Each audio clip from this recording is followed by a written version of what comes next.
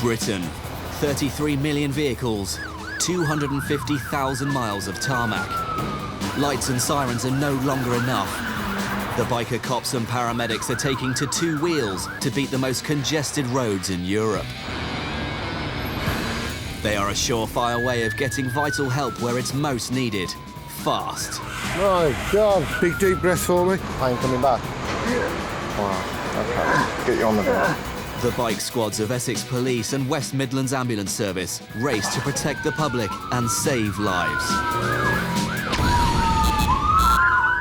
Coming up on Emergency Bikers, a suspected case of meningitis.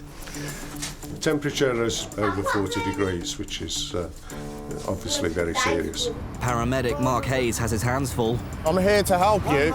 And Essex bike cops take on speeders. Here we go, outside lane. This car, 106 miles an hour.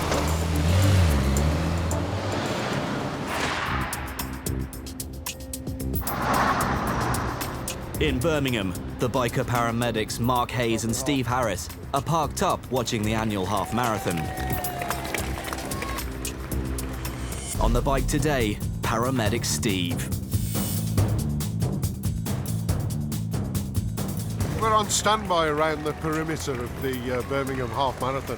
It's quite a big event for the city. I believe there's about 15,000 runners this morning. It's a nice, bright, sunny day. I wouldn't know, but I presume this is good running conditions.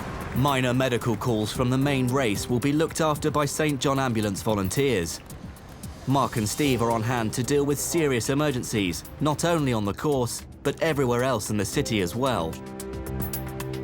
Running is something that it's never appealed. That's why engines were invented, to stop me running. So if you were racing, where would you put yourself at the moment? Casualty tent. Probably at this point in the race, I would think I'd be sort of horizontal. Luckily, I've got a job. 2 and 2, Roger, received, over.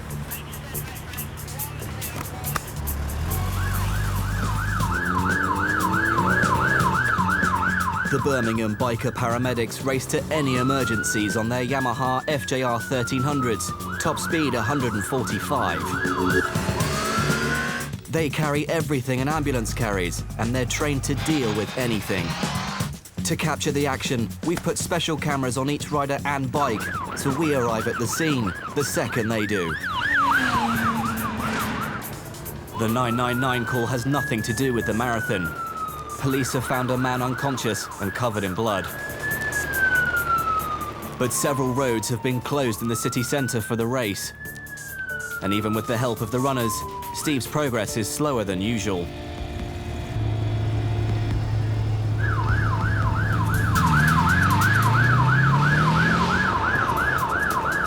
The police received a call earlier, reporting a man lying motionless in the lobby of this apartment block.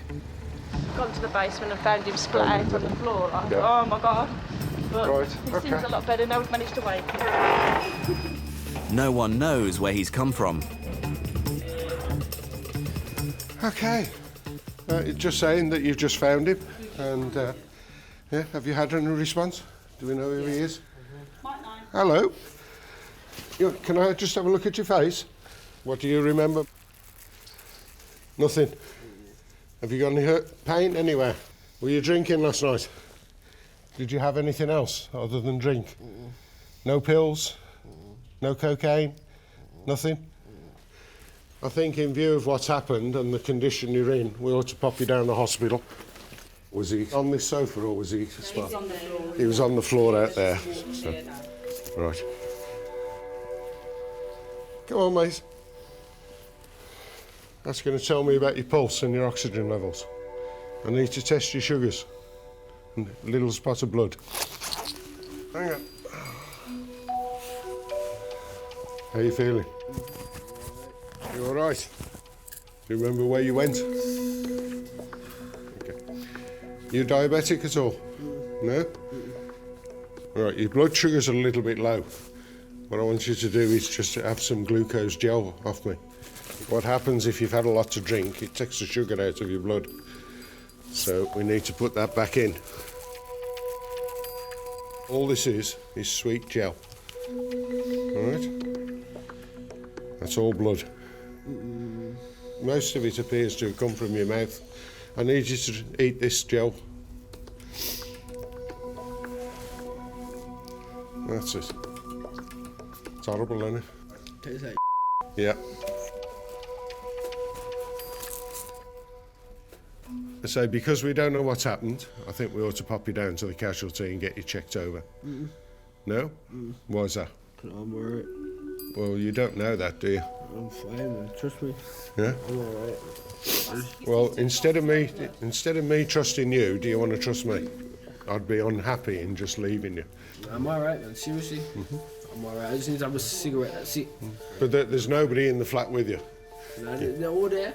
Oh, they're all there. Loads of them, man. There's about 20 of them. Yeah. Honestly, man, they're all my cousins and all related. What flat's that? The man says there are 20 of his friends in one of the flats, Text that on my phone, yeah, I can tell you. but he doesn't know which flat. Your phones are in your pocket.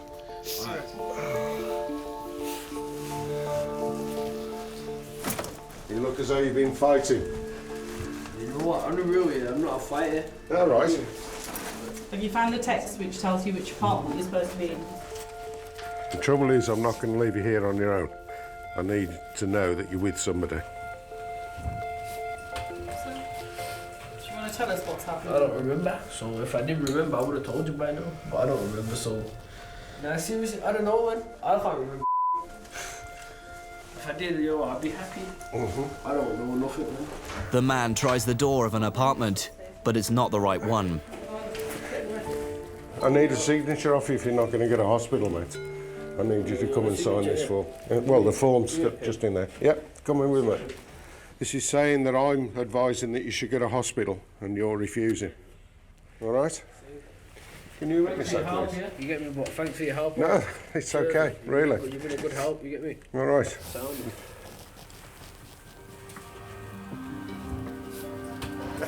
You're not running in the marathon today. You know what, honestly, yeah, if I could run the marathon, I'd run it, but right now, my jaw's hurting so bad, yeah, I can't even do nothing. I mean, when you see yourself in the mirror, you'll see.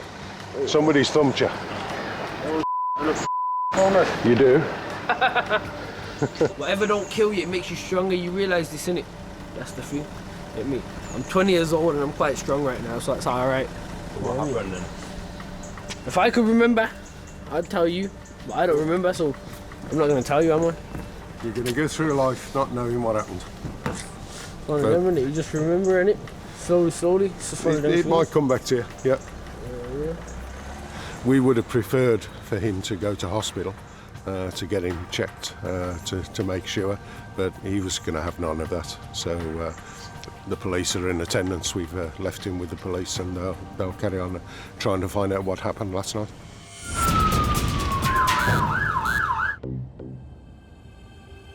In Birmingham, the city's annual half marathon is in full swing. 15,000 people are beginning to flood into the finish area, having completed the 13-mile course. Paramedic Steve Harris is receiving an emergency call. One of the runners has collapsed at the finish line.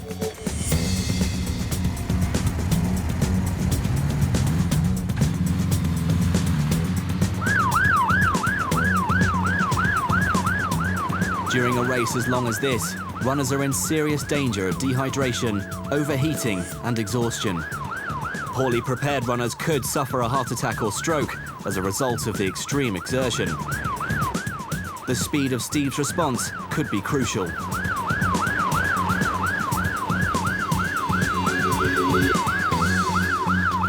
But the finish area is teeming with people. And with runners tired and dazed after the race, getting them to move out of the way is proving difficult. The runner may have hypothermia. As a precaution, he's been moved inside, wrapped in a foil blanket. Is this your first race? No. So you used to running? Yep, just got cold. You normally fit and well? Silly question, I know. No problems today? No? Okay. And have you had any pain at all, other than your expected aches? No. Right. Now you've been sitting here a little while, how are you feeling? You starting to feel better? Yeah? Warming up a little bit? Yeah? Okay. What's your name, by the way? Tom. Hello, Tom. I'm Steve. I'm one of the paramedics. All right. I want to do your temperature. All right, just pop your head. Temperature's up a little bit, but you're warming up. You feel cold inside? Your hands do. Your hands. So I don't think it's worth you going to hospital. All right, but I think, you know, just give it time. Just give you a little bit time to sort of come round a bit and get warm properly. He was in the main body of runners. He'd been standing around for almost an hour and he'd just become very, very cold. A rapid drop in body temperature can initially cause disorientation, loss of coordination and blurred vision. Left untreated, hypothermia can be a killer. The weather today, it's bright and sunny, but it is very cold. It's only about 8 degrees. As soon as they stop running, they start to lose heat very quickly. And the first thing the organisers do as they cross the finish line, they're given one of the foil blankets to wrap around them. Yeah, I started just after 9. Did quite a good time, 1 hour 34. But I was hanging around a lot at the end and I didn't have any spare clothes, so I got very cold, unfortunately. I'm feeling a lot better. I've been looked after very well. Most of the 15,000 runners have now finished, and Steve's job for the day is over.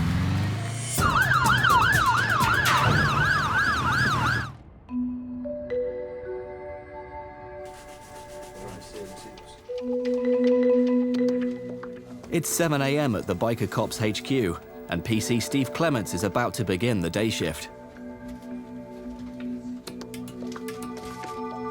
Clem has spent 14 years in the police after beginning his career in the forces. I was in the Royal Air Force for 12 and a half years, and during that time I learned to drive everything. I can drive Arctics, tankers, buses, and the only license I haven't got is a motorbike. So I just got back from the Gulf War, and in '91 got my bike while I was living out in Germany, and been riding ever since.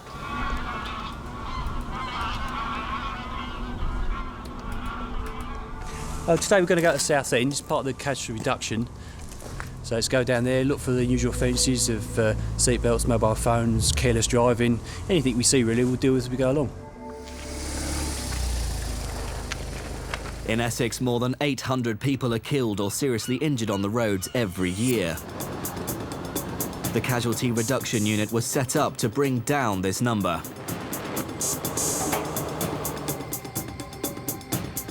The Southend seafront is notorious for speeders, but in the fight against the lawbreakers, Clem's got technology on his side.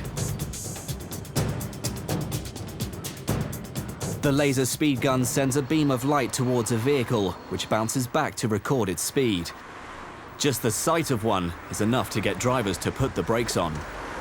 But it's not long before Clem has his first customer. Pull over there, mate.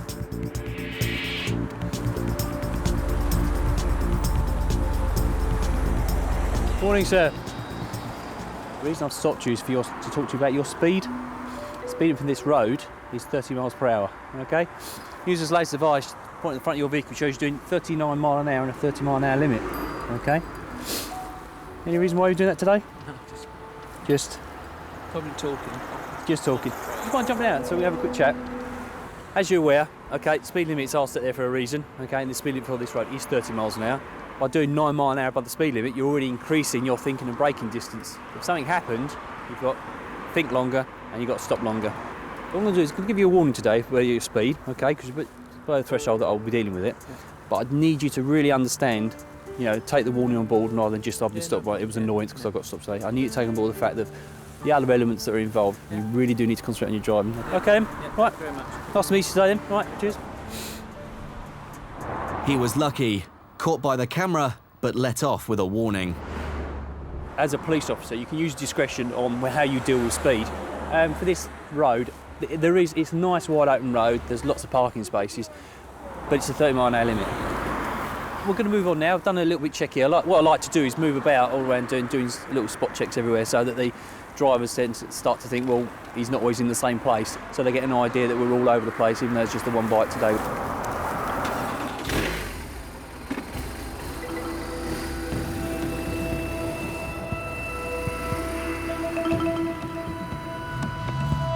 Seafront patrol over, Clem moves on to cover the outskirts of town. He's approaching the turn to Southend Airport. In traffic, there's no high-tech gadget as useful to a motorbike cop as a sharp pair of eyes. Seated high on his bike, Clem spotted something.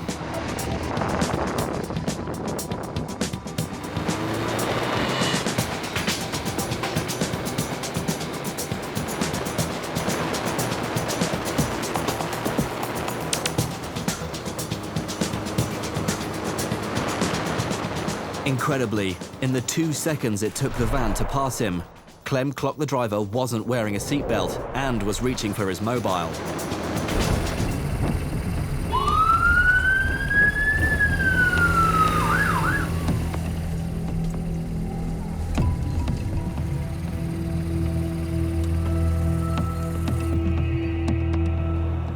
As you was approaching me as I was turning right to the Southend Airport, yeah, okay, you picked your phone up, you saw me put it down.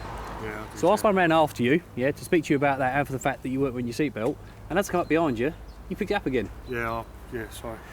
You saw me and put it down, so you must be aware that it's an offence. Yeah, So why'd you pick it up again? I had a message from the wife, so I wanted to ring her. Right. There's no parking restrictions along there that would stop you from having a quick stop and, yeah, or even pull into Southend Airport. McDonald's is on that corner as well, you could have gone in there. Could have done it safely, okay? Could do it today by way of a fixed penalty ticket. Do you have a UK driver licence? Yes, I do. Oh, excellent, got it with you. And do you have any points on your licence? Should have it out as well. I'm not too sure, I don't think so. But it is an indultable fine of 3 points and £60 fine for using your phone while driving. Yeah, Okay. fair enough. It is also a £60 fine for not wearing your seatbelt, but I'll give you a warning for that today. Okay, thanks. All right. Okay. Yeah, that's you, because you look nothing like the picture. So, when's it due? Oh, Very soon. yes. Actually, 2 days ago. Really? Yeah, it's run out. I think we've sent off these forms because we got them sent through. Right. And we've sent them off. Okay. It's not. You're still valid to drive till 2045. Yeah. It's just your photo that's run out. Right. Okay. All right then. Yeah, fair enough. Lovely. So, also wear your seatbelt. Yes. Thank you for a nice blue top to make it so obvious that you weren't wearing it. Okay. Yeah, no, fine. Okay. And just because I've got eyes and I've got mirrors, I can still see you and turn around. Very and, good. well, that's the idea, right? Just because you seriously put it down, your ear's an offence, you shouldn't do it. Yeah, fair enough. All right then. Yeah, okay then. All right. Thanks very much. Cheers then. Thanks a lot. Bye. The keen-eyed officers of the Casualty Reduction Unit have brought down the number of serious injuries on Essex roads by nearly 30% in 4 years.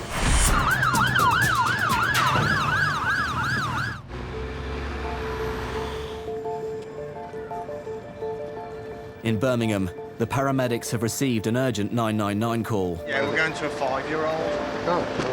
Male, 5-year-old, conscious and breathing, sick.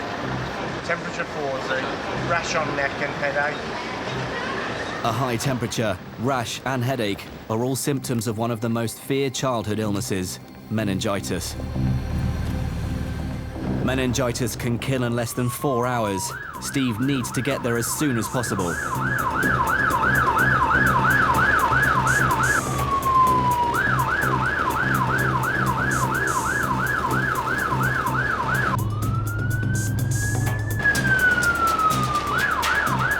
The address is 2.5 miles away. Steve covers it in less than 5 minutes.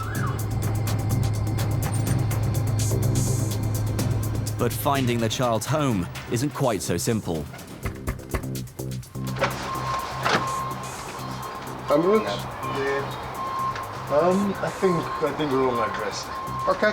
Yeah. All right then. Sorry to bother you. It's all right then. Steve's back onto control. They're trying to get hold of the 999 caller again. It's the right street, but the wrong house. It's going to be upstairs.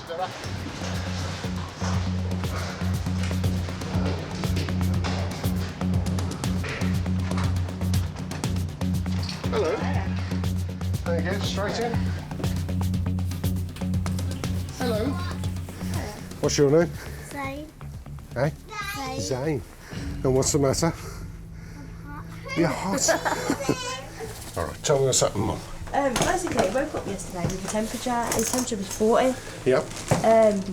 He was complaining of headache and saying that his belly was hurting. and I left it. I'd give him paracetamol and ibuprofen to try and bring it down. All he's done is sleep. He ain't done nothing else. He won't eat nothing. He won't drink hardly. And the temperature's still there. It's not moving. Normally fit and well? Yeah. Doesn't take medications, No. tablets, nothing unusual? No. Has he been taking Calpol today? Yeah. Can I just pop this in your ear? Do you know what it is? Yeah? Who said that? Ooh, she knows everything over there, doesn't she? It's 40.2.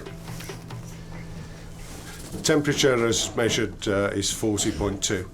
So it's over 40 degrees, which is obviously very serious. Has he ever had anything like this before? It did not as bad, but he had. It was just a normal cold, I think he had last time, just a raised temperature. But it didn't stop him eating or nothing. But now it's because he's not eating. Any sickness, anything like that? No? Yeah, no, but he's only been to. He won't even go to the toilet. He's been once. Did you hurt anywhere? Nothing hurting? Yesterday he was complaining. Where was your head hurting? Yes, I showed him out. I don't know. He kept getting rashes all and then back on his legs as well. Can I have a look at your tummy? Roll over. Come on. Come on. Let's have a look.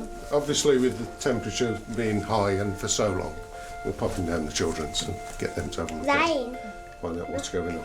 What? Do you look like Santa? Do I? Come on, soldier. Steve hands Zayn over to the care of the ambulance crew. At the hospital, he'll have a thorough examination to find out what's causing the fever and rash. In cases of suspected meningitis, it's always right to seek help and advice. Meningitis has got fairly specific signs and symptoms. Stiffness in the neck, photophobia, where bright light is actually painful to the child's eyes, vomiting, very high temperature. I don't mean just warm, I mean a very high temperature, and just general lethargy. And the big one, which isn't always present, but that most people look for, is a rash, a non-blenching rash. You know, children and adults do die from meningitis. It's a nasty disease. You can't ignore it. You can't say, well, we'll leave it a few hours. Those few hours could be critical.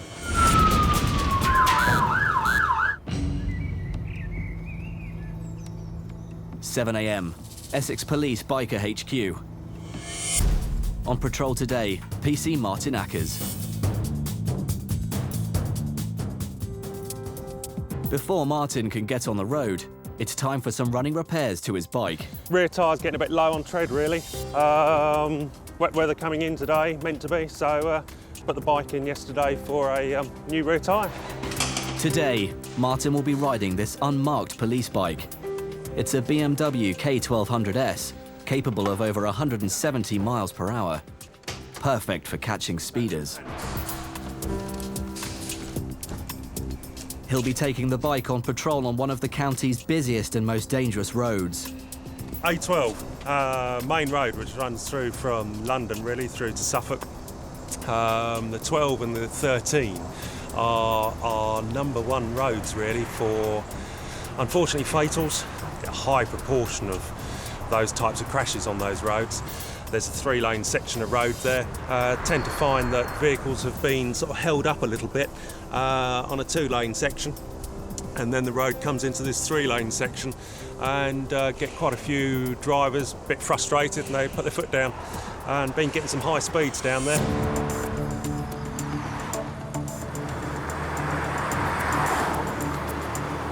The fastest person I've actually recorded on the device is at 147 miles an hour. Unfortunately for me, but fortunately enough for that person, they were going the other way. And I couldn't get half after them, so they were very lucky that day. I've had a colleague, he recorded a motorcyclist at 150. That was on the A120. Here we go, outside lane. This car, 106 miles an hour.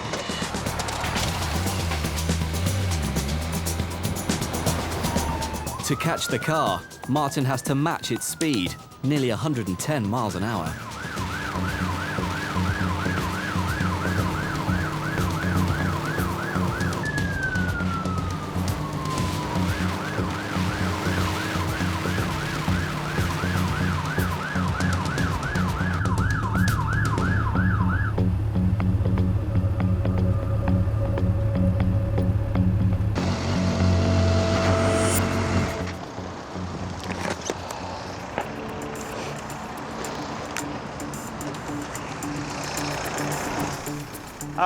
Reason why I've asked yourself to stop is you're travelling too fast for the road. Yeah, I understand. Okay, you understand that, don't you? The maximum speed we can do for your vehicle on the A12 is 70 miles an hour. Yes. That's the fastest you can travel in this country. All right, checking the speed of your vehicle by a laser device. Okay. This is it.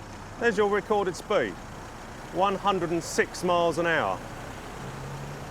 Yeah, 36 miles an hour over the speed limit. That's more than 50% over the speed limit. It's a high speed, isn't it?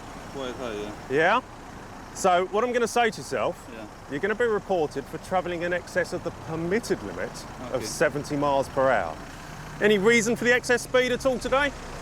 Silly reason, but I'm going to auction, car auction in Colchester, so I'm a bit late. You're running a bit late for the car auctions. What, you're selling or buying? No, buying. You're buying, are you?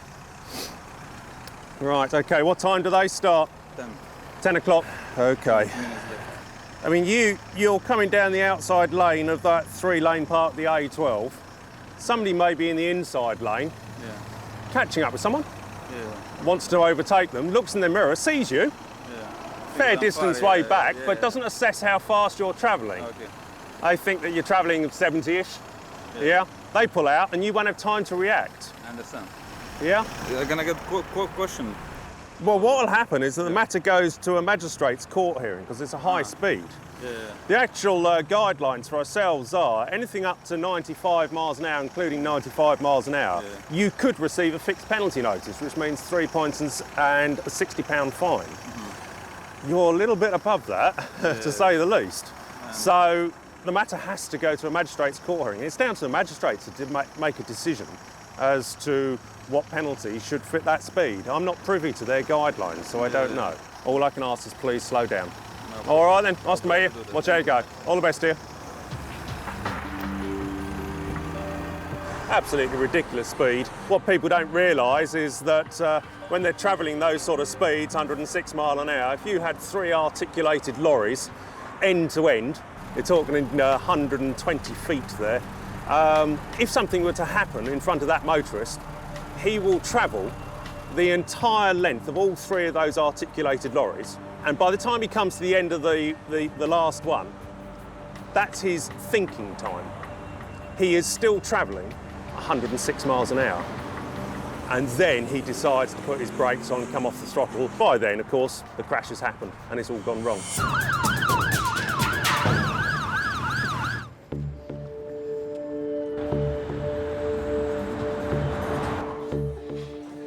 In Birmingham, paramedic Mark Hayes has just had his breakfast interrupted by an urgent 999 call.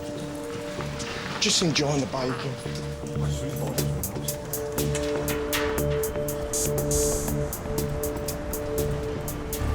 A man's been seen lying motionless outside Birmingham's International Convention Centre. Mark is just a few hundred yards down the road. When he arrives, he finds a man far from unconscious. Hello. Where are you? Where are you? Me not right to you. Me know you fight with you. No, you're not fighting with me. I'm original gangster, dog. When I come, I rough. Right. Come to make sure you're okay. Yeah, what is? 5 pence. You 5? That's 5. Okay. Have you been drinking? No, I telling you. What's your name? What is your name? My name's Mark. What's your name? Mashallah, put like that. What's your name? Are you unwell in any way? I tell you. Are you hurt anywhere? No. Do you need an ambulance? No, sir. What are you going to do? With you. You're going with me? Yes, sir. How are you? No. Do you need to go to hospital at all? No, sir. I'm everybody happy to you. Pop your arms down. No, sir. Do you suffer with any medical conditions at all? Don't swear. Don't swear. I no promise to Don't swear. Don't you? Mark has seen this sort of patient before. He knows how quickly these situations could turn. This is Makkah.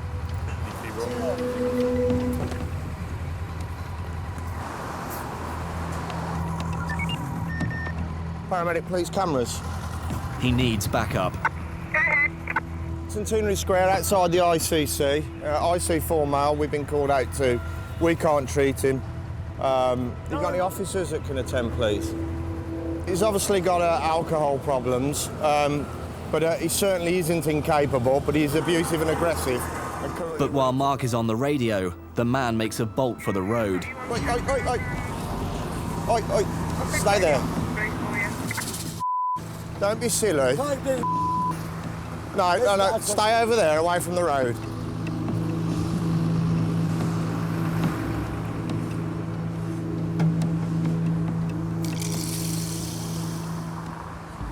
No, calm down. Kill me. Why? Why?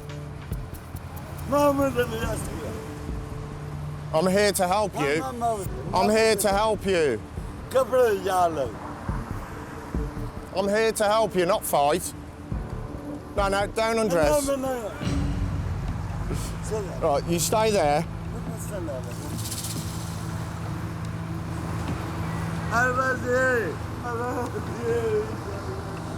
En route. Obviously, if he goes towards the road, I'll try and stop him because, heaven forbid, it's a busy road, lots of buses. I don't want him hurting himself.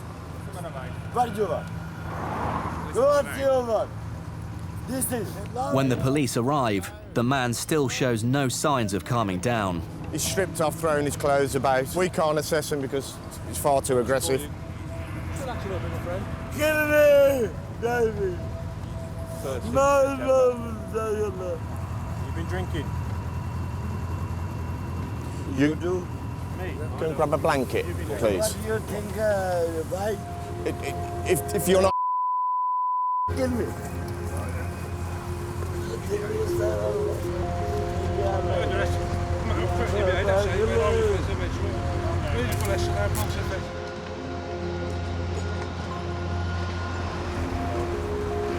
I've not been able to do any assessment whatsoever because of how he is.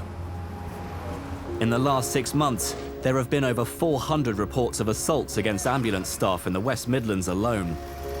I'm certainly not prepared to put myself at risk and the ambulance crew and hospital staff. There's absolutely nothing I can do. You know, I can't restrain that gentleman, you know, and I certainly can't carry out my job safely. Thank you very much, gents. We're not really able to restrain anybody. It could be classed as assault. With this gentleman, he was making towards the road, and at one point I grabbed his jacket. Obviously my concern was he was going to end up underneath a bus, so I did try to prevent him from going in the road, purely because I didn't want to get him run over. The way I see it is that that gentleman, although he's not receiving treatment off me, he's still in effect in my care. So it is a fine line, and I think I can justify what I did for those reasons.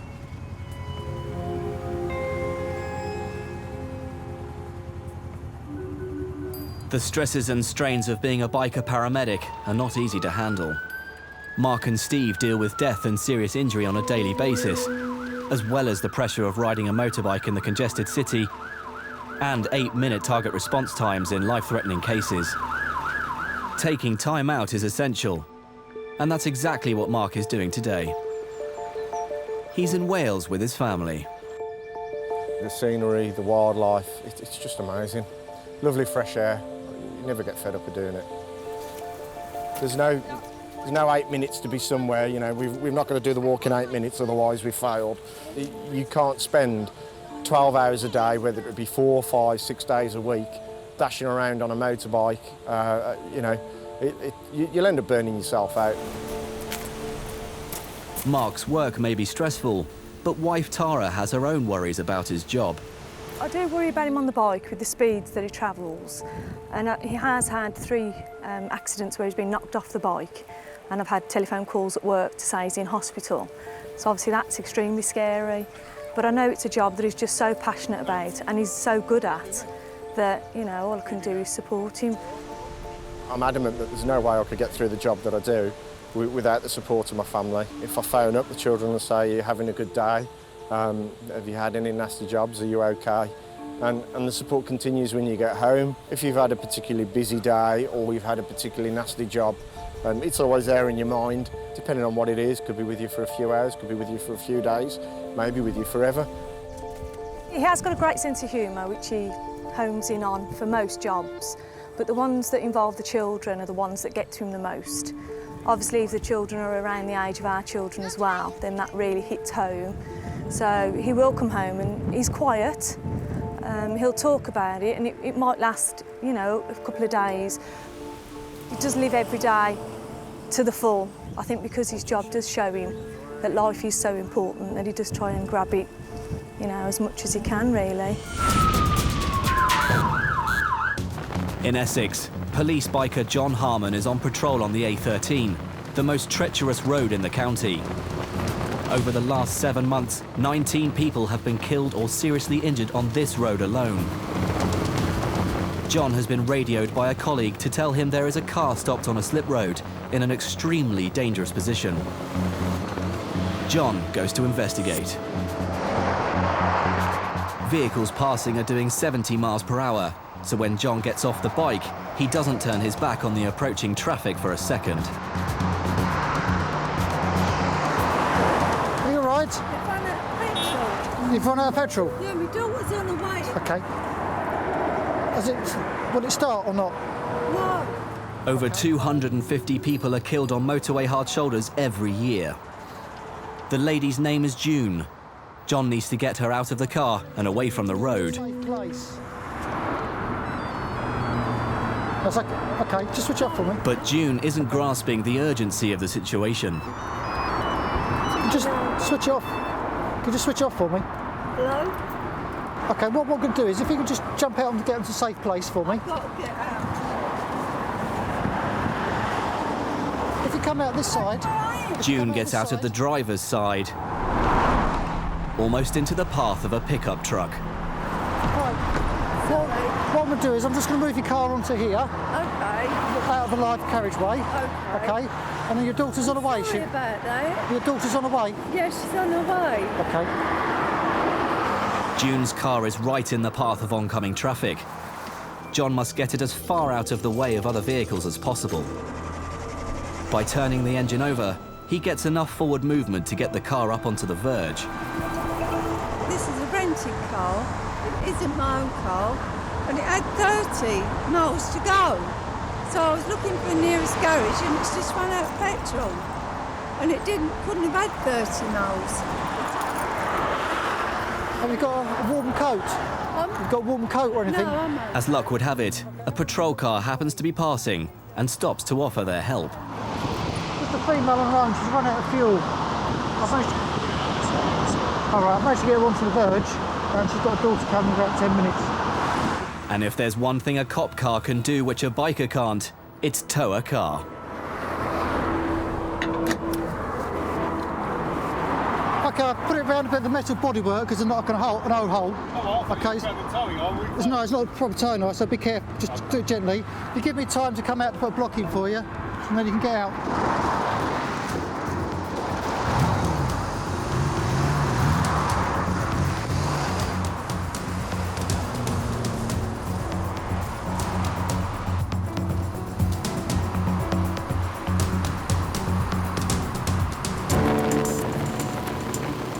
Every year, over 20,000 people run out of petrol on the country's roads.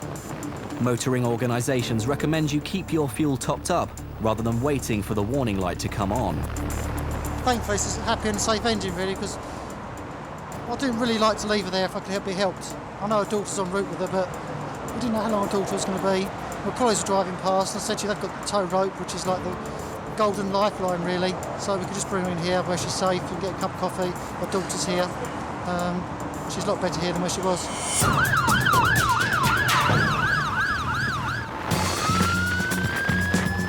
In Birmingham, paramedic Steve has had a call to an RTC, a road traffic collision, involving 3 cars. This could be serious. Steve's covered the 2.5 miles in just over 3 minutes.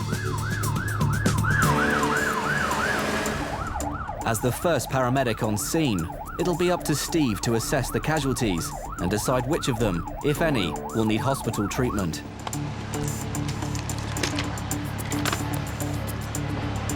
Hiya.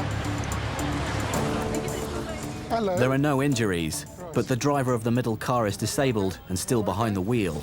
Hello. I'll come round that side. And Steve is going to have to be on his best behaviour. Hello. Hello. What's your name? Dr. Carol Starkey. Hello, Doctor. Have I got to call you that? Or... Yes, please. All right. My name's Steve. How are you feeling? That's I'm the first right. question. I'm all right. No problems? I'm furious, yes. Yeah. What sort of doctor are you? Oh, a medical one, Medical? yes. So, any questions I ask you, you've already asked yourself? You're right, yes. Obviously still in the same position as you were when you were driving? Yes. Or have you just slid over a little bit? No, I'm in the same... Yeah. I've No slid aches and over a little pains? bit. No aches and pains. No problems with your neck at all? No pain? No, Big not deep at all. breath and... That's no, all right. okay. I'm fine, yes. As I say, I'm very cross. is there anything we can do for you? Do you need to get out the car or anything? I can't yourself? get out because I get out of the back. Yes, so And until that's moved. Until, yes. Yeah. Okay. All right. I'll come back to you in a moment. Thank you. All right. There's no injuries. It's damage only.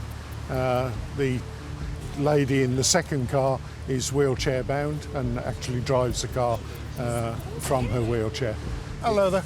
No problems with the lady other than the fact she has to come out through the back and until that's moved and the back door's free. Right, okay. The fire brigade won't need to cut Dr. Starkey out of her car, but they do provide the muscle to clear her exit. So, See if we can go down further. We come. That's it. Thank you. there we go. Do you wish to go to hospital? No, thanks. No, I didn't. Do you know I was expecting that reply? I'm not surprised. No, Yeah. I'm fine. Yeah. It's quite pleasant in one respect, as in a way I haven't had to do much here at all. In other ways, you have a doctor who's observing you, who's watching, that can be quite disconcerting because you're aware that someone who medically outranks you is watching what you're doing.